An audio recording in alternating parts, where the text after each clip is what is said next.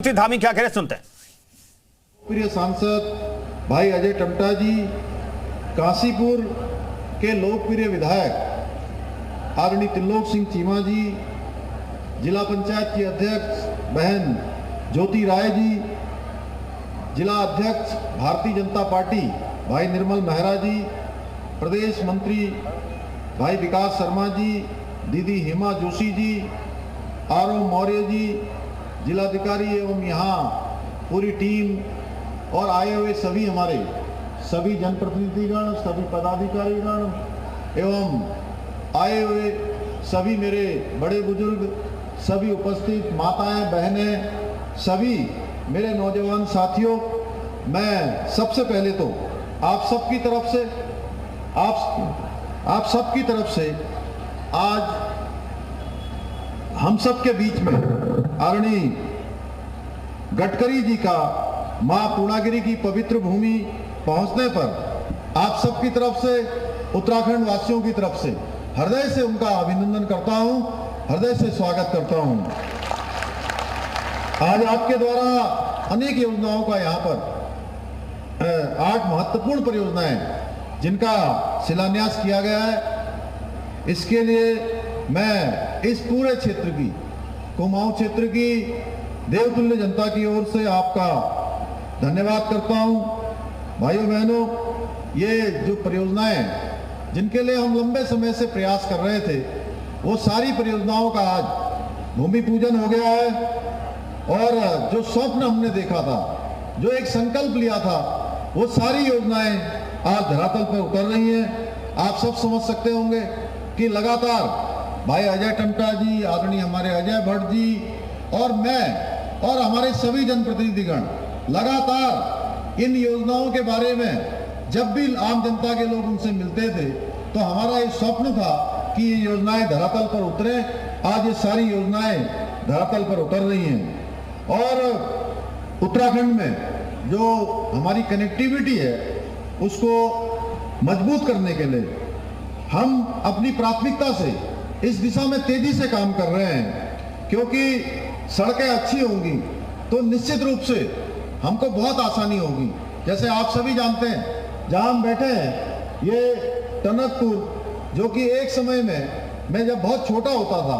तो मुझे भली बात याद है कि यहाँ पर बस पकड़ने के लिए हमको रात को ही आना पड़ता था। रात को आके टनकपुर के इसी रोडवेज के बस अड्डे पर रहना पड़ता था और प्रातःकाल यहाँ से पिथौरागढ़ के लिए बस जाती थी। और आज जब हम तुलना करें कुछ सालों पहले, हमको पिथौरागढ़ जाने में कितनी परेशानियों का यहाँ से सामना करना पड़ता था। उसके बाद हम पिथौरागढ़ से जब टनकपुर तक पहुँचते थे और टनकपुर से हमको रुद्रपुर जाना है, हरिद्वार जाना है, देहरादून जाना है या रामपुर मुरादाबाद होते हुए या हमको दिल्ली जाना है, तो कितनी कठिनाइयों का हमको सामना करना पड़ता था। भाइयों बहनों, बिल्कुल कमर टेढ़ी हो जाया करती थी। मैं स्वयं कई बार देहरादून जाता था खटीमा से तो कई घंटे लग जाते थे। लेकिन अब एक दिन मैं देहरादून से यहाँ टनकपुर कार्यक्रम के लिए आ रहा था, एक कार्यक्रम कहीं बीच में था, यही हेमा जोशी जी यहाँ बैठी हैं, दीदी हमारी,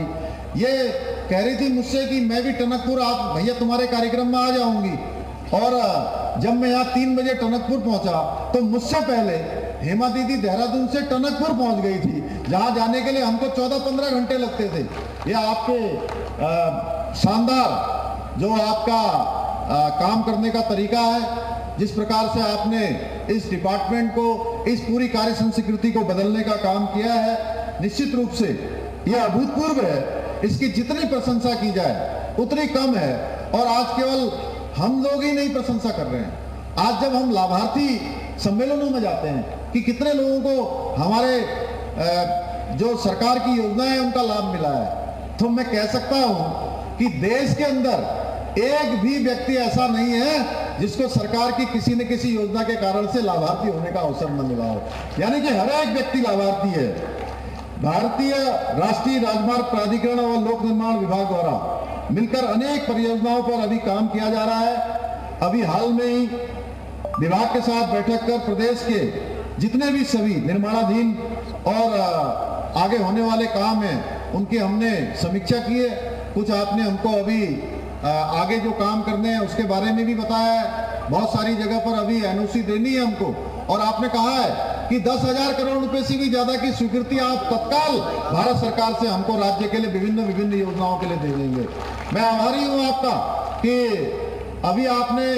16,000 करोड़ रुपए की 59 परियोजनाएं रोपवे की हमारी जो है स्वीकृति की ओर बढ़ा दी है, वो हमको स्वीकृति मिल जाएगी। इसके अलावा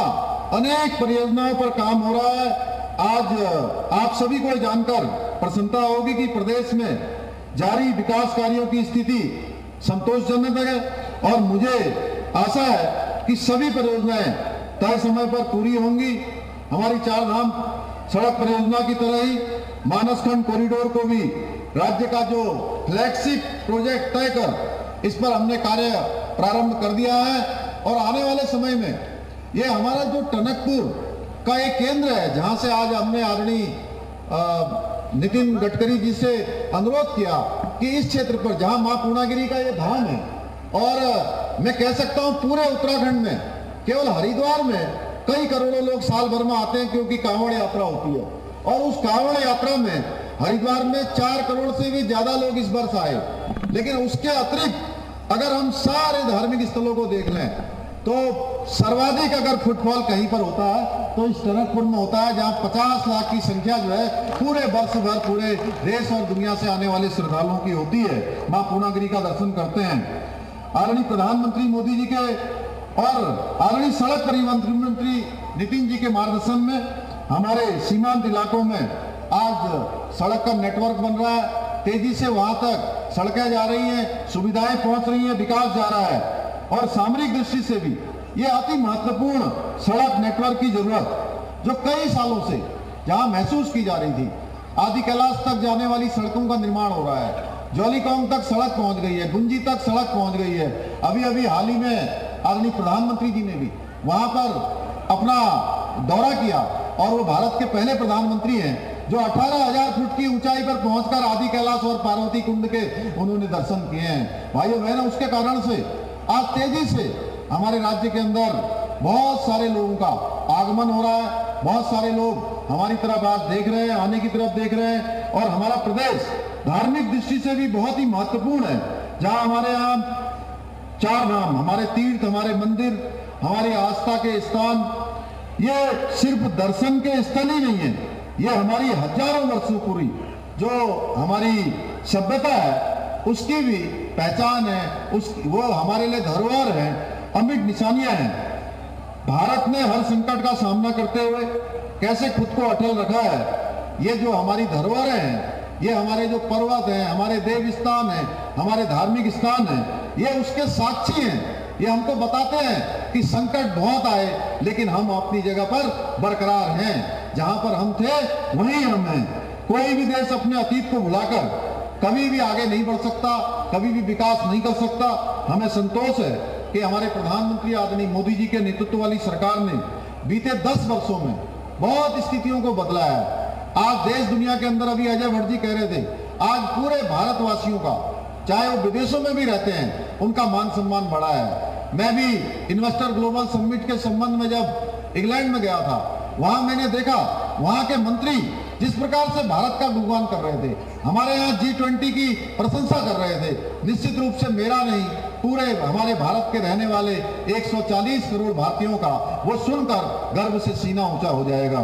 भाइयों बहनों, हमारे प्रधानमंत्री जी के नेतृत्व में चार धाम के साथ ही मानसखंड माला मिशन के तहत हमारे सारे मंदिरों